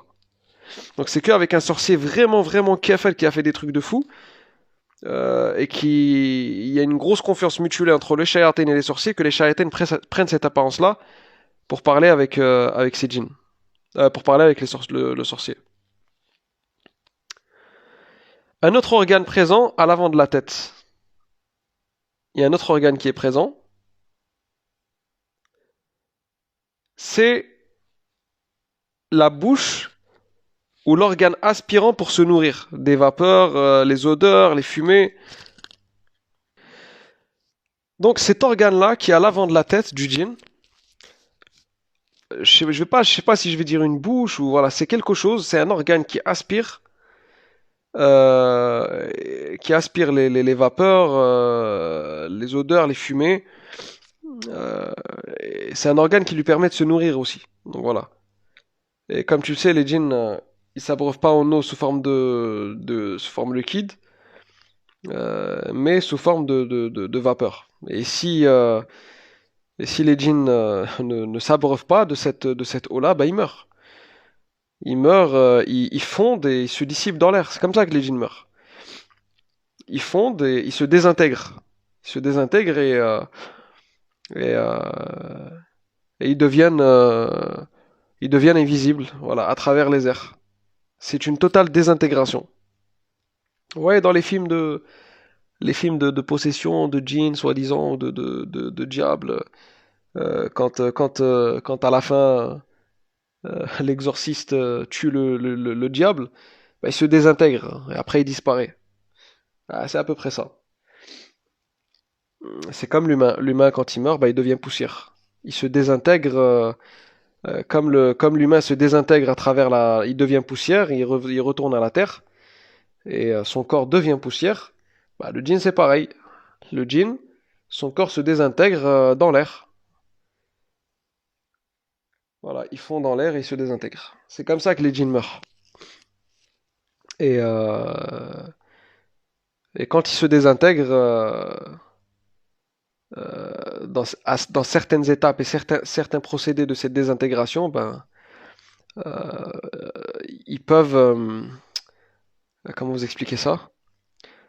Se désintégrer sous forme d'une chaleur intense. Donc il y a une forme de chaleur qui se dégage qui se dégage qui se dégage d'eux dans leur mort, dans l'agonie C'est pour ça que souvent lors des ruqya, quand je suis les gens, ils me disent j'ai mis de l'eau coranisée sur moi, ça m'a brûlé, j'ai ressenti une chaleur, il y a ci, il y a ça. Voilà. Après il y a un athar, mais je sais pas s'il est sahih ou il est daif, qui dit que les djinns brûlent. Donc c'est un athar que j'ai lu, je ne sais plus où je l'ai lu, qui était une parole censée être la parole du prophète. Et je ne sais pas si elle est faible ou si elle est sahih.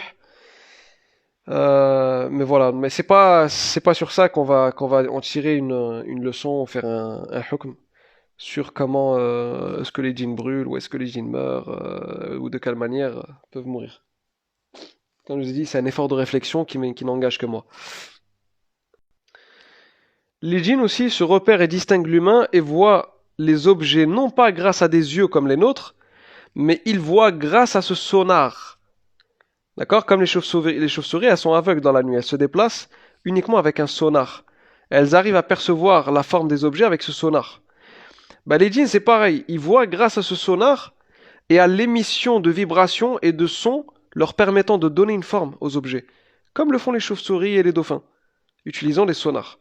Et vous verrez que tous les animaux se déplaçant à l'aide de sonars, ils ont la vision défaillante. La chauve-souris, elle ne voit pas dans l'obscurité.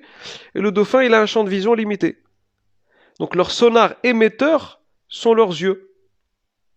D'accord? Ce qui fait la vue des djinns, pas dans la vue comme nous, on a deux yeux, voilà, un iris, blanc des yeux, voilà, une pupille. Non, non, non, non, ils ont pas. Les yeux en tant qu'organe, les djinns n'en ont pas. Ça ne fait pas partie de leur création. La vue des djinns sont leur sonar. D'accord? Et le récepteur, c'est leurs oreilles. D'accord? Ce qui permet de capter ces vibrations ou ces sons-là, on va dire que c'est leurs oreilles. C'est pas les oreilles avec des tympans, non, rien à voir. Et les djinns, ils sont transparents, ils n'ont pas besoin ils ont pas cette physionomie qui fait qu'ils doivent utiliser des yeux pour voir une matière solide non, les djinns, voilà, les djinns ne sont pas de cette constitution, ils n'ont pas les mêmes organes. Par contre, les djinns ont un cœur. D'accord? Les djinns ont un cœur comme organe leur permettant de raisonner. Dans Surat Al-A'raf, verset 179, Allah dit وَلَقَدْ وَلَقَدْ ذَرَأْنَا لِجَهَنَّمَ كَثِيرًا مِنَ الْجِنِّ وَالْإِنسِ لَهُمْ قُلُوبٌ لَا يَفْقَهُونَ بِهَا وَلَهُمْ أَعْيُنٌ لَا يُبْصِرُونَ بِهَا وَلَهُمْ آذَانٌ لَا يَسْمَعُونَ بِهَا Nous avons destiné beaucoup de djinns et d'hommes pour l'enfer. Ils ont des cœurs mais ne comprennent pas, et ils ont des yeux mais ne voient pas, et ils ont des oreilles mais n'entendent pas. Donc, ce verset parle des moyens par lesquels les djinns et les humains peuvent percevoir la révélation et la vérité, de comprendre ces signes, de raisonner, et non pas les organes en eux-mêmes. Car même un aveugle qui ne voit pas, il n'est pas considéré comme un aveugle, tant que sa clairvoyance est bonne et qu'il est sur la vérité. Même dans les tafsirs du Coran, ce verset il est expliqué comme dans le sens, il est expliqué dans un sens spirituel, dans le sens spirituel, dans le sens de la raison, de la compréhension, et non pas dans le sens organique. Et d'ailleurs, pour revenir sur le sonar, sur la vision des djinns, etc., il faut savoir que les sorciers, quand ils prennent quelque chose de la victime pour l'ensorceler, ses vêtements, ses cheveux, ses choses, pourquoi? Afin que le shaitan puisse retrouver la personne. C'est-à-dire que ce shaitan-là renifle, renifle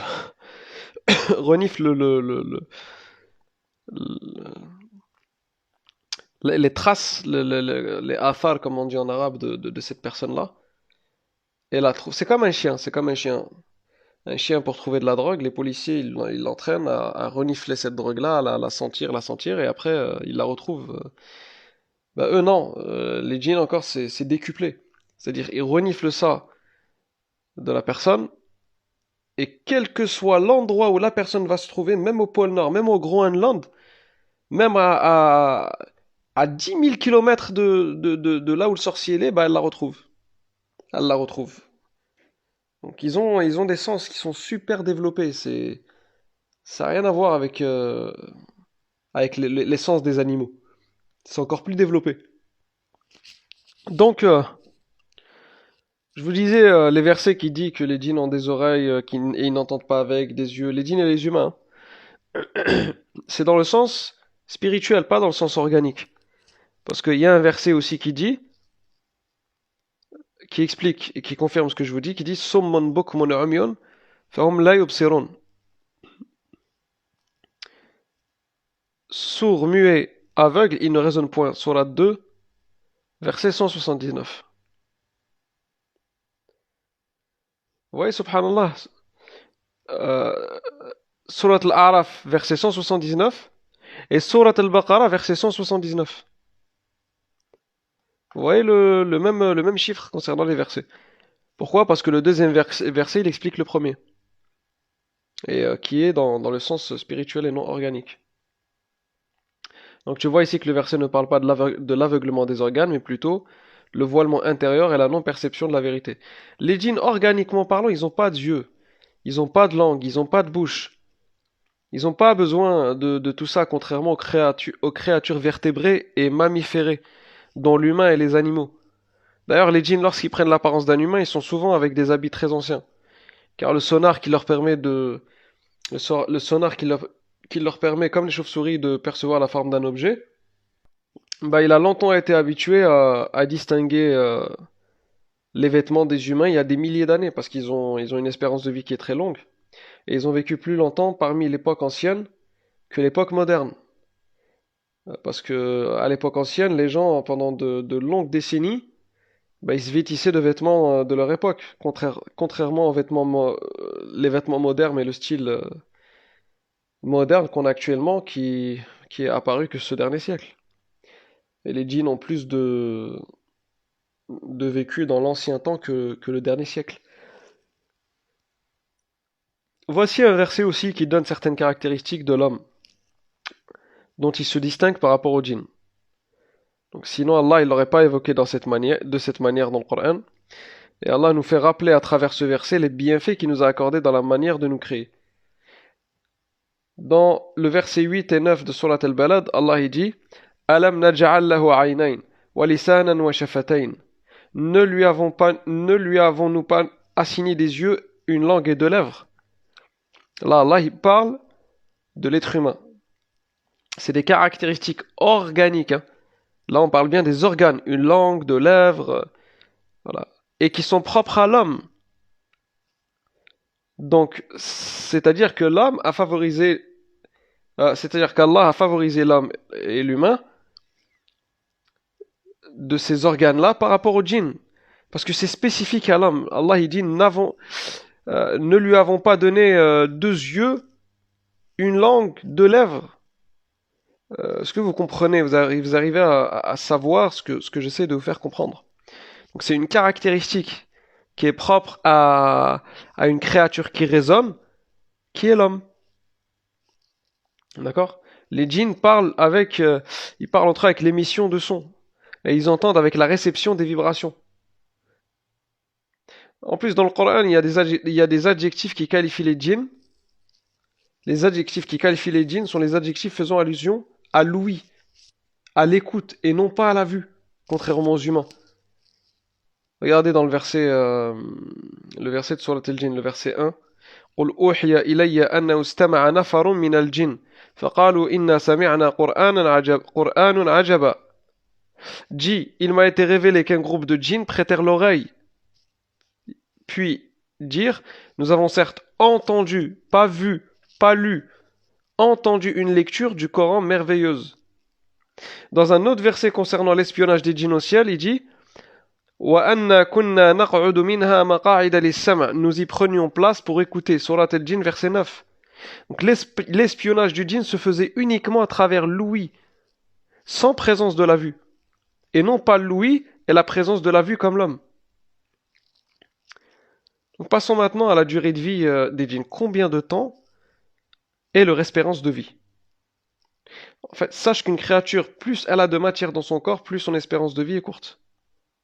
Nous avons dans le corps humain plusieurs matières telles que l'eau, la terre, l'air, contrairement aux djinns qui n'ont que très peu de matière par rapport à nous, dont le corps est un mélange d'air chaud, de fumée et de plusieurs types de feux.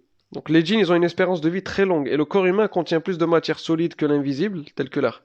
Donc dans nos poumons il y a de l'air. Contrairement aux djinns, dans la composition du corps, a un grand pourcentage d'air chaud. Donc l'air, elle peut rester des milliers d'années dans un endroit compressé sans se dissiper. Si ce n'est son odeur qui peut moisir. Mais la terre, où nous sommes créés, elle se dissipe, elle se désintègre et devient poussière très rapidement, au bout d'un certain temps. À part ça, est-ce qu'il y a un dalil dans le Coran et la Sunna qui nous certifie que l'espérance de vie des djinns est plus longue que celle des humains? Bien sûr. Allah il dit dans Surat Al-Ahqaf, verset 30, قالوا يا قومنا إنا سمعنا كتابا أنزل من بعد موسى مصدقا لما بين يديه. Ils dirent, ô notre peuple, nous venons d'entendre un livre qui a été descendu après Moïse, confirmant ce qui l'a précédé. Regardez d'ailleurs dans ce verset comment il ponctue l'ouïe et non la vue. Il est dit, nous venons d'entendre et non pas nous venons de dire, ou nous venons de lire, excusez-moi. Donc ce verset montre que les djinns ont une espérance de vie de 1000 à 2000 ans. Entre 1000 à 2000 ans. Car ils étaient présents et ils ont entendu la révélation du prophète Moussa alayhi salam. Et d'ailleurs Ibn Abbas il dit qu'un groupe de djinns, le groupe de djinns qui est cité dans le Coran, dans ces passages-là, ils ont entendu la révélation de Moussa. Mais ils n'ont pas entendu celle de Isa, du prophète Isa. Donc, ce qui veut dire que les djinns ont une espérance de vie très très longue.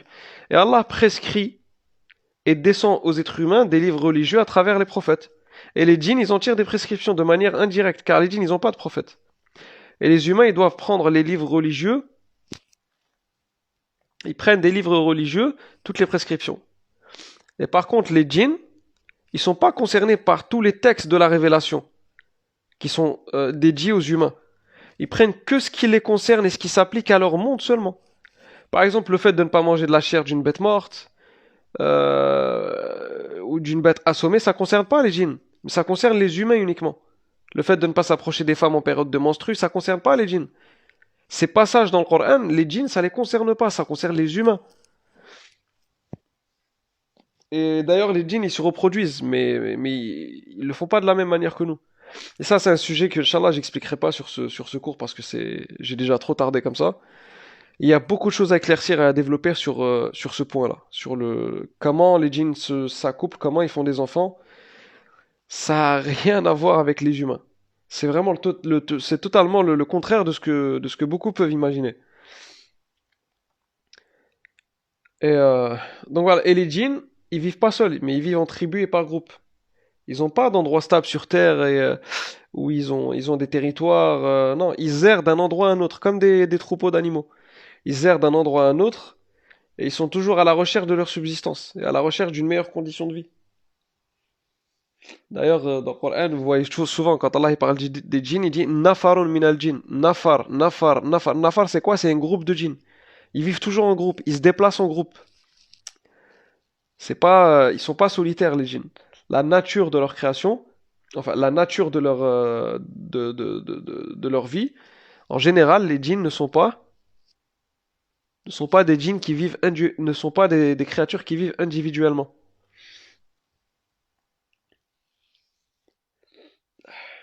Il faut savoir aussi que les êtres humains ils sont plus pervers que les djinns.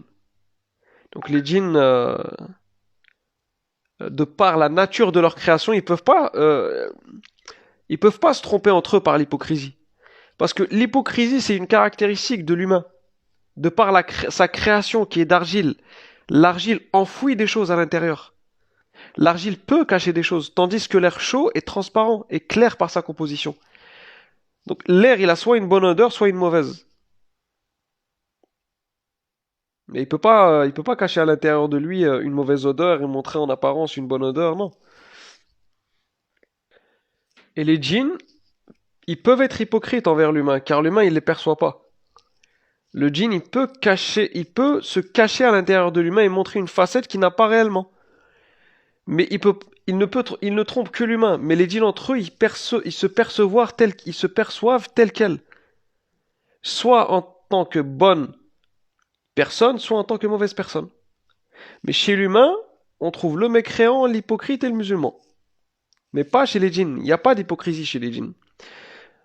Dans le Coran, on a énormément de versets qui parlent de l'hypocrisie de l'humain, mais il n'y a aucun verset dans le Coran qui fait allusion à l'hypocrisie des djinns. Aucun.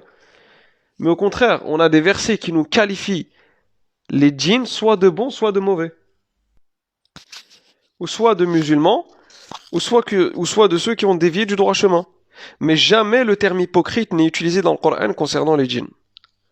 Allah il dit dans Surat Al-Jinn verset 11 وَأَنَّ مِنَّا الصَّالِحُونَ وَمِنَّا دُونَ ذَلِكَ. Il y a parmi nous des vertueux et d'autres qui le sont moins. Dans le verset 14 de Surat Al-Jinn, Allah il dit وَأَنَّ مِنَّا الْمُسْلِمُونَ وَمِنَّا الْقَاسِطُونَ. Il y a parmi nous des musulmans et il y en a qui ont dévié. Vous voyez, mais il n'y a pas la notion d'hypocrisie. C'est soit l'un, soit blanc, soit noir. Donc chez les djinns sont soit mécréants, soit musulmans. Et la constitution de leur corps, elle a un taux vibratoire qui diffère en fonction de leur mécréance et de leur piété. Et ça, ils le perçoivent entre eux, ça. Et de manière très transparente. Les djinns peuvent être trompés sur Allah par le mensonge. Par le mensonge des shayatines, des plus rebelles à Allah, que l'on appelle les shayatines. Et ils peuvent facilement être trompés, comme ils peuvent facilement être guidés vers l'islam. Ils sont très influençables dans les deux sens. Le djinn, il est très influençable. C'est pas comme l'humain. L'humain, c'est... Vous voyez la nature de leur création? Le vent. Le vent, il est facilement... on peut facilement dévier un vent. On peut facilement le dévier. Mais la terre, on peut pas facilement la dévier. On peut pas. C'est une matière solide. C'est une matière lourde, la terre.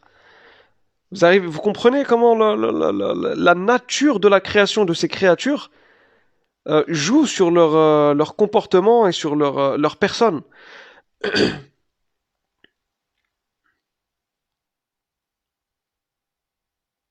Et le djinn, il devient hypocrite que lorsqu'il utilise l'humain pour regarder d'autres humains, car il se masque à travers lui. Et c'est pour ça que les sorciers sont d'une aide cruciale pour les shayatines. Lorsqu'Iblis il a incité le prophète Adam alayhi salam en mangeant, en pêchant et en mangeant de l'arbre, il lui a parlé à travers l'insufflation. Adam, il n'a pas vu le diable comme beaucoup pourraient l'imaginer. Non, Adam n'a pas vu Shaitan. Il a simplement entendu le waswas à l'intérieur de lui, du diable, lui insuffler de manger de l'arbre. Et il savait pertinemment que ça venait du diable. Et il a écouté. Allah dit dans Surat Al-A'raf, verset 20, فَوَسْوَسَ لَهُمَا الشَّيْطَانِ. Et le shaitan leur a fait du waswas, à lui et à sa femme. Le Coran il nous montre aussi à quel point les djinns sont moins mauvais et têtus que les humains. Attention, je dis bien djinns et non shayatin. Et les djinns vivaient pendant plusieurs milliers d'années en pensant des choses fausses sur Allah. Et ils ne pouvaient pas s'imaginer une seule seconde qu'un djinn ou un humain puisse mentir sur Allah. Regardez la naïveté, regardez le... Dans Surat al-Jinn, verset 5, ils disent وَأَنَّا ظَنَنَّا أَن لَّن تَقُولَ الْإِنسُ وَالْجِنُّ عَلَى اللَّهِ كَذِبًا.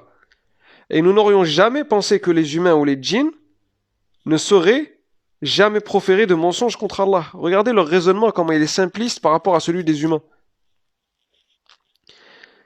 Très bien, parlons maintenant de quelques points à méditer sur l'histoire de Sulayman alayhi salam avec les djinns. Est-ce qu'il est permis de demander l'assistance des djinns pour des affaires mondaines? La réponse est non. Et certains passages du Coran, ils vont dans ce sens-là.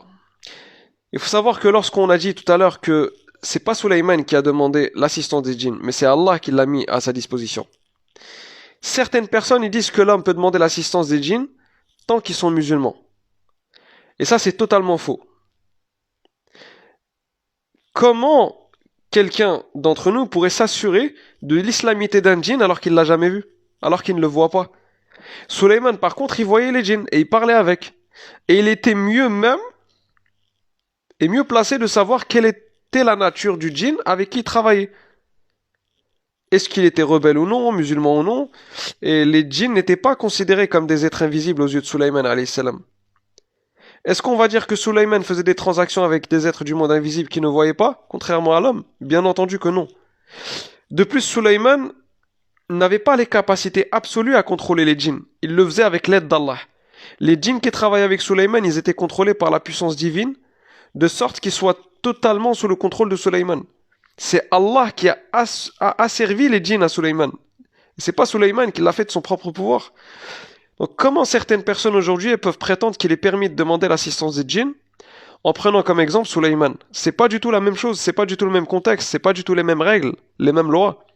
Est-ce qu'Allah, il aurait assujetti les djinns à ces personnes-là comme il l'a fait avec Sulayman? Bien entendu que non. Allah il dit dans Surat Saba, verset 12, وَمِنَ الْجِنِّ مَنْ يَعْمَلْ بَيْنَ يَدَيْهِ بِإِذْنِ رَبِّهِ. بِإِذْنِ رَبِّهِ, vous entendez? Par permis, il y a des djinns qui travaillent pour Sulayman par permission d'Allah.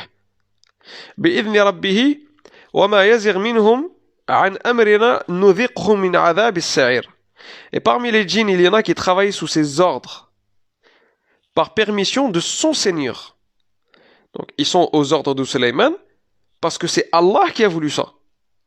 Vous avez vu la différence entre ceux qui disent que oui, ceux qui disent Sulayman il a travaillé avec les djinns, donc nous on peut travailler avec les djinns, mais c'est pas pareil.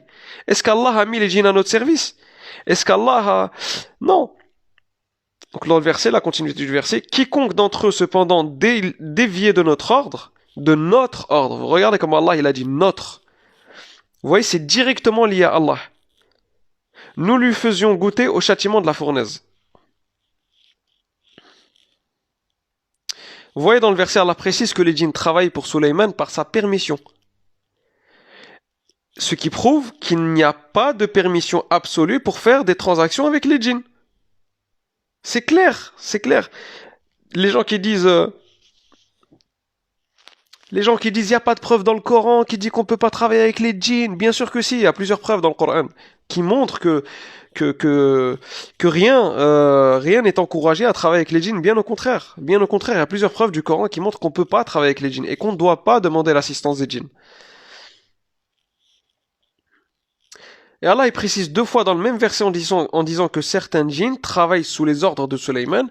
Et dans la continuité du verset, Allah il dit de notre ordre, donc de l'ordre d'Allah. Ce qui signifie que ceux qui obéissent aux ordres de Sulayman ont obéi à Allah. C'était une adoration. Et pour les plus rebelles d'entre eux, Allah il les châtiait. C'était les shayatin. Mais il y avait des djinns qui étaient soumis à Sulayman, des djinns musulmans qui travaillent pour Sulayman. Donc les personnes qui vous disent qu'on peut travailler avec les djinns, est-ce que c'est une adoration pour le djinn de travailler pour ces charlatans-là qui disent que les djinns on peut travailler avec, qu'on a le droit de demander leur assistance? C'est pas du tout la même chose. Ça n'a rien à voir. Et Sulayman, c'est pas un dalil qui montre qu'on peut travailler avec les djinns. C'était encadré. Les djinns qui travaillaient pour Sulayman étaient encadrés. Allah encadrait les choses. Et c'est Allah qui a obligé certains djinns à travailler pour Sulayman. Et on ne peut pas en conséquence utiliser ce verset pour prétendre qu'il est permis de demander l'assistance des djinns. Et ça finit toujours...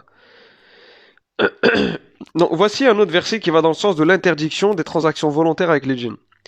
Les djinns n'ont pas le droit de faire des transactions avec les humains. Et les humains, pareil. Car ça finit toujours avec des déviations et des transgressions des limites qu'Allah a imposées. Et l'humain, il doit s'aider d'un seul être du monde invisible, et c'est Allah. Allah, il dit dans Surat les Bestiaux, verset 128, وَيَوْمَ يَحْشُرُهُمْ جَمِيعًا يَا مَعْشَرَ الْجِنِّ قد استكثرتم من الإنس وقال أولياؤهم من الإنس ربنا استمتع بعضنا ببعض وبلغ أجلنا الذي أجلت لنا قال النار مثواكم خالدين فيها. Et le jour où il les rassemblera tous, ô communauté des djinns, vous avez trop abusé des humains. Et le ralliés parmi les humains diront, ô notre Seigneur, nous avons profité les uns des autres, et nous avons atteint le terme que tu avais fixé pour nous. Il leur dira, l'enfer est votre demeure pour y rester éternellement. Et à ces versets aussi dans Surat Saba. وَيَوْمَ يَحْشُرُهُمْ جَمِيعًا ثُمَّ يَقُولُ لِلْمَلَائِكَةِ أَهَؤُلَاءِ إِيَّاكُمْ كَانُوا يَعْبُدُونَ. Et un jour, il les rassemblera tous, puis il dira aux anges, est-ce vous que ces gens-là adoraient? Et là, les anges y dirent, قالوا سبحانك أنت ولينا من دونهم بل كانوا يعبدون الجن بل كانوا يعبدون الجن أكثرهم بهم مؤمنون. Ils diront, gloire à toi, tu es notre allié en dehors d'eux. Ils adoraient plutôt les djinns, en qui la plupart d'entre eux croyaient. Donc voilà, tous ces versets montrent que c'est tout ce qui est l'assistance des djinns, demander leur aide, etc., c'est prohibé par Allah. C'est prohibé. Et d'ailleurs, dans le verset où... dans ce verset-là où les anges, Allah il demande aux anges, est-ce que c'est vous que les gens adoraient? Et eux ils disent non, ils adoraient les djinns. Les sorciers souvent, quand ils demandent l'assistance des djinns, ils ont des noms que les shayatines leur ont fait croire que c'était des noms d'anges. Et ils les appellent par ces noms-là. Regardez aussi dans un autre passage du Coran comment Sulayman a préféré le service de l'humain et les capacités de l'humain et l'intelligence de l'humain concernant un service. Il a préféré l'humain à celui du djinn. Tous ces versets vous montrent que tous ces versets, en fait, ils vont dans le sens qui conforte le fait qu'il est interdit de demander l'assistance des djinns.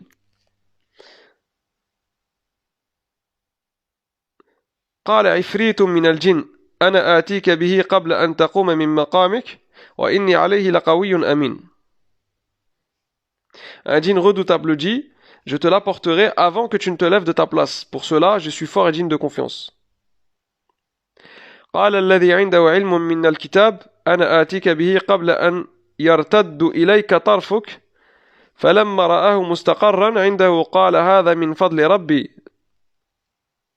Quelqu'un qui avait une connaissance du livre dit, je te l'apporterai avant que tu n'aies cligné de l'œil. Quand ensuite Salomon a vu le trône installé près de lui. Et il dit, cela est de la grâce de mon Seigneur. Donc, ce verset il montre que Sulayman a préféré l'aide d'un humain que d'un djinn. Et ce verset nous montre aussi que certains humains à l'époque de Sulayman, ils avaient une science et des capacités hors normes. Les djinns, eux, ils ont cette capacité à déplacer rapidement des objets. Ça fait partie de leur nature, de leur création. Maintenant, comment cet homme a fait déplacer le trône de la reine de Saba avec des capacités plus performantes que celui du djinn? Est-ce une karama ou un prodige? Est-ce que c'est une science qu'il a appris et qui l'a aidé à déplacer les objets plus vite que la lumière? On n'a pas assez de détails pour ça, et c'est un sujet que j'ai pas encore approfondi. Est-ce que vous pensez que, après tous ces versets, Allah il encourage le fait de s'aider des djinns? Donc ça répond aussi aux charlatans qui encouragent l'utilisation des djinns à travers le captage. Le célèbre charlatan là. D'accord? Aucun humain il a le pouvoir de capter les djinns. Même le prophète Sulayman, il n'avait pas le pouvoir de capter les djinns et de les bloquer quelque part, si ce n'est Allah qui le faisait pour lui. Si c'est Allah qui les a captés pour les asservir à Sulayman. Aucun humain n'a la capacité de bloquer un djinn quelque part, de le capter, non, aucun. Aucun. Et comme je vous ai dit, même Sulayman, il n'avait pas cette capacité. C'est Allah qui ramenait les djinns à Sulayman, comme le montraient les versets précédents. Donc il faut savoir aussi que la plupart des djinns qui travaillent pour Sulayman, c'était des shayatines, afin qu'Allah les châtie pour leur rébellion. C'était un châtiment, une humiliation pour eux. C'était comme des travaux forcés pour eux. Et dans un verset, Allah il dit Wamin al-jinn, ce qui veut dire que c'était pas tous les djinns qui travaillent pour lui, mais certains djinns. Et dans un autre verset, il est dit Wash shayatin. Il n'a pas dit Wamin al-shayatin. Et ce qui prouve que les shayatin qui travaillent pour Sulayman, ils étaient beaucoup plus nombreux. Je vais m'arrêter là, Inch'Allah, parce que parler des djinns, ça peut prendre des heures. Des heures, des heures. Vraiment, le sujet sur les djinns, il est vraiment très très vaste. Et le cours d'aujourd'hui, c'est un petit résumé introductif sur les djinns. C'est vraiment très peu. Et je ferai d'autres vidéos, Inch'Allah, en parlant d'autres aspects de leur monde. Beaucoup de personnes ont surestimé la puissance des djinns, alors qu'ils sont vraiment très faibles. C'est des créatures très faibles. Et ils fuient l'être humain, contrairement aux anges qui sont puissants et se déplacent plus vite que la lumière. Il y a énormément de choses à dire aussi sur les anges, peut-être qu'un jour on en parlera. C'est un monde très complexe, d'une autre dimension totalement différente que celle des djinns.